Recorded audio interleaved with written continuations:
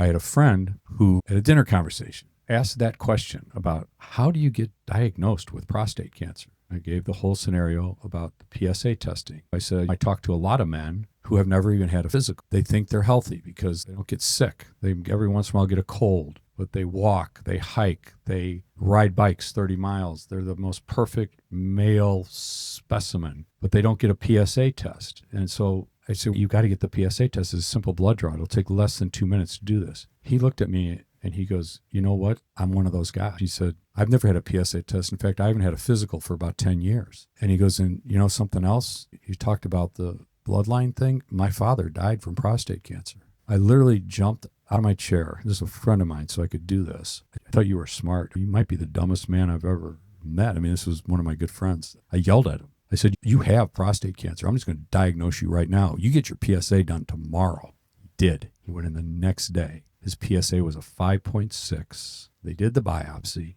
He had Gleason 6 prostate cancer. I said, now they're going to tell you can do active surveillance. And you tell them you're not going to do active surveillance. At the time I was having this conversation, I was driving to Mayo Clinic. I said, because I'm driving to Mayo Clinic right now for one of my follow-up scans. And I said, and I don't want you in the car when I drive up here the next time, because we're not driving up here together. I don't want you to have metastatic disease. So you just tell the doctor you're taking it out. And so he did. And he took it out. He had one of the best doctors in the country, did the surgery. The pathology came back. And he said, I think you're the luckiest, just about the luckiest man alive. You had a tumor pushing on that wall. And I can't tell you it would have broke in a week or in a day or in the next couple hours. That thing was on the verge of busting through. You got it out just in the nick of time. So yes, it's very important. And some cases, active surveillance is wrong. I think you just have to know if it's in your mindset that you want the prostate out and you're just putting it off like I was, don't do it. If your doctor strongly recommends that you don't need to take it out, maybe never,